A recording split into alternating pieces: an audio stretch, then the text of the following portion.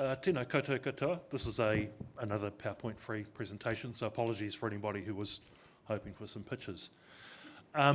So the New Zealand Wars were a series of conflicts that profoundly shaped the course and direction of our nation's history. Fought between the Crown and various groups of Māori between 1845 and 1872, the wars touched many aspects of life in 19th century New Zealand. Actually, even in those regions spared actual fighting, and so physical remnants or reminders from these conflicts and their aftermath can be found all over the country, whether in central Auckland, Wellington, Dunedin, or even in more rural locations such as Te Porere or Te Awamutu. And many New Zealanders, Māori and Pākehā, can probably trace from at least one ancestor caught up in these wars. And some people will actually have forebears who fought on both sides. The wars are an integral part of the New Zealand story, but we, and here I'm really talking about Pākehā, haven't always cared to remember or acknowledge them. For much of the period since 1872, Pākehā have either clung to a highly romanticised version of these wars that emphasised mutual chivalry and heroism, but was just devoid of the more disturbing truths. Or when that was no longer tenable, we simply chose to ignore them together. Don't talk about the New Zealand Wars became the theme. But this is our story, our history. It happened here in this place relatively recently in historical terms, and it had profound consequences for what New Zealand was and what it would become. And that's why taking time to learn about, remember and acknowledge these conflicts remains so important today. Well, to say that the wars were fought between Māori and the Crown is slightly misleading. For one thing, Māori fought on both sides. As far as the Crown was concerned, Māori were either for or against it. Neutrality, tempting though that might be to many Māori, was in these circumstances not considered a valid or acceptable option.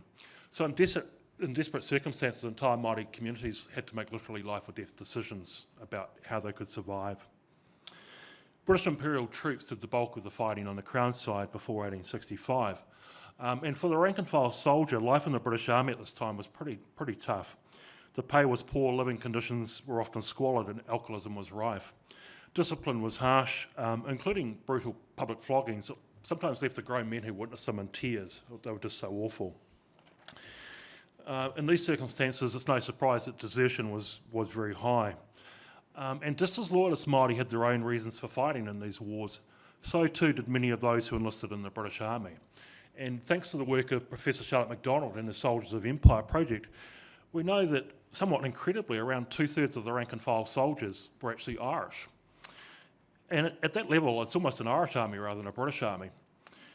And as somebody of Irish Catholic heritage myself, I've often thought, what did these Irishmen think of fighting a war of conquest and dispossession for which their own country has served as the original blueprint? What did they think about doing to Māori, what had been done to their own people? Did they reflect on those connections and consider that? Well, the short answer to that question is a lot of these men were illiterate, so they didn't leave behind a lot of letters and diaries recounting their thoughts and experiences, although this is an under-researched area. I think there needs to be more work done on that. But there is enough anecdotal evidence to suggest that many of them became increasingly disillusioned with the war, querying why they should be tasked with robbing Māori of their lands for the exclusive benefit of settlers in New Zealand. And at the same time, you had British taxpayers asking, why are we funding this war on the other side of the globe when we see none of the benefit? So again, they were starting to ask those questions around the wars. Many of the troops successfully sought discharge in New Zealand, and the British Army leaves in 1870, but large numbers of former soldiers remain behind. And often, as I alluded to before, they end up marrying Māori women from the very same iwi they had recently been fighting against. So after 1866, colonial troops, including conscripted militia, volunteers, military settlers, specialist units such as the Forest Rangers and the Armed Constabulary, along with their Māori allies, were solely responsible for the Crown's conduct of the war.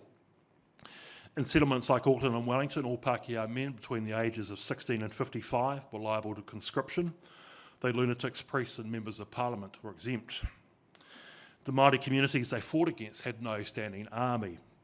They were a civilian population fighting in defence of their lands and homes, with weapons that in many cases dated back decades, often without artillery or even adequate ammunition. The Crown had armour-plated steamers and Māori had wooden canoes. In most of the conflicts, they were outnumbered at least 3 to 4 to 1. So in these circumstances, actually mere survival was quite an achievement. So land sovereignty and lurking Victorian assumptions of racial dominance were all factors in these wars. An overarching theme of all of these conflicts was the tension between increasing Crown assertions of unbridled sovereignty and Māori expectations of continued chiefly authority. And at their core, many of these clashes raised the same question: whose will was going to prevail? Who was in charge here? That was bigger than a question of land ownership. It went to the heart of how Māori and Pākehā would live together in this country. Would Māori share the fate of many other Indigenous peoples around the globe, being reduced to a state of subservience and perhaps even facing the prospect of total extinction? Or was New Zealand somehow different? Would the promises held out in the Treaty of Waitangi be upheld by the Crown? Well, we not only know the answer to that question, we live with the consequences today in so many ways. The Native Land Court wouldn't have been possible without the New Zealand Wars, neither would the native school system. One stripped Māori of their lands, the other of their language. This isn't ancient history, it's a story of how we got to where we are today. And actual fighting may have ended in 1872, but the legacy of the wars continues to be felt in multiple ways. Awareness and knowledge of this historical context, I would argue, is crucial to fully understanding the present. Any discussion of contemporary Māori poverty that fails to acknowledge the long history of invasion, dispossession and confiscation is missing a vital part of the story, especially when set alongside the remarkable story of pre-1860s Māori trade and commerce that was brought to a crashing halt during the New Zealand Wars. So the rough and ready balance in power between Māori and Pākehā that had survived since before the treaty was even signed in 1840 finally came to an end in the 1860s, and having assumed effective control over the country in accordance with their long-standing expectations of racial dominance, settlers were unwilling to share power with Māori. Instead, it was to be exercised for the exclusive benefit of Pākehā, and really not until at least the 1970s did this situation begin to change in any kind of meaningful way. And the wars left Māori communities with deeply entrenched grievances unanswered and largely ignored for decades that we're still attempting to unravel and resolve today. There's no need to run from our past, but nor should we fear it. Understanding mutual respect and dialogue, just talking about this history, will bring us together, not tear us apart. It's the basis for genuine reconciliation, not recrimination. That doesn't require feelings of guilt or shame, just honesty and a willingness to confront these difficult topics. It's not about assigning blame, really it's just about growing up as a nation, being big enough and brave enough to own our history, warts and all. And that's something that's bigger than any government, but actually it involves all of us, as a society, as a community, fronting up to those aspects of our past that some would prefer to forget. Engari, me maumahara tātou, we must remember. Thank you.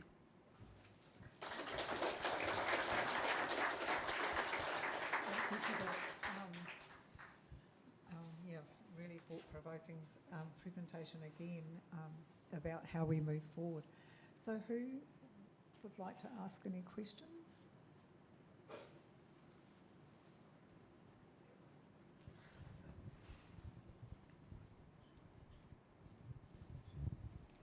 Sorry, this is not really a question, but it's a personal experience. And as a Pākehā about to turn 70, I grew up at a time when none of this at primary school.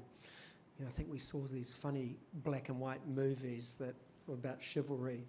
But it was, I'd say for me, it was James Bellach's book. It was the first time I ever understood anything about the New Zealand Wars. Now, I just want to endorse and support everything you say, that it changed the way I thought about our relationship with Māori. So I thank you for all the work that you and many other historians have done to actually confront us with our history. Thank you. Thank you. Yeah, I mean, the question of how Pākehā have engaged with this story is actually an interesting one, and with Professor Kidman, we've had a Marsden project that I think officially ended on the 31st of March this year after 5 years, a couple of years added on with the COVID delays, but part of that was investigating how the wars were remembered and forgotten over time. And it's an interesting, fascinating story, but the short answer is, I'd suggest up until about the 1970s, there was a lot of myth-making around the wars. Raui's last stand, as I said, these sort of chivalrous and noble conflicts. And there was this notion that the origins of New Zealand as the country with the best race relations in the world, quote unquote, came out of mutual respect forged on the battlefield in the 1860s. Particularly this sort of myth-making around Ōrākau and so on. By the 1970s, you could no longer get away with those sorts of tales, so the response was just don't talk about this history at all. And when Bellich's book came out in 1986, for historians that was a tour de force, that was a major piece of work, but most people didn't really engage with that history, and their first experience of that was when it was turned into a TV documentary 10 years later. And there was quite a backlash to that, and the tone of some of that was, how dare you say some of that about our Pākehā ancestors? How dare you? And so, I mean, it's taken a long time, and I think in the last sort of five years maybe, we're starting to turn a corner with that, and more Pākehā are ready to front up to that history. But it's something that we continue to need to work at, because I think it's really important.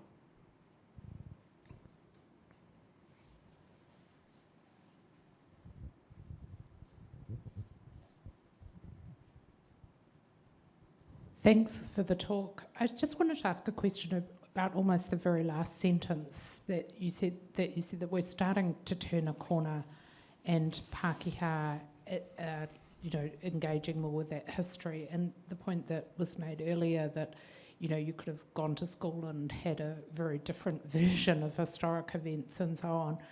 It's a sort of a question that's possibly hard to answer, but just your reflections on how much that is relative to where you started, saying we're a very young nation and this is recent history. Just if you have reflections on how much the coming to terms with our history is very connected to it not being my grandparent, or it being, so far back in the family tree that actually it's about who we are here and now and how we occupy this place together, and just how much of that, is the relevant point rather than thinking about the history, if that makes sense, is a question. Badly worded on my part, but I think you know what I mean.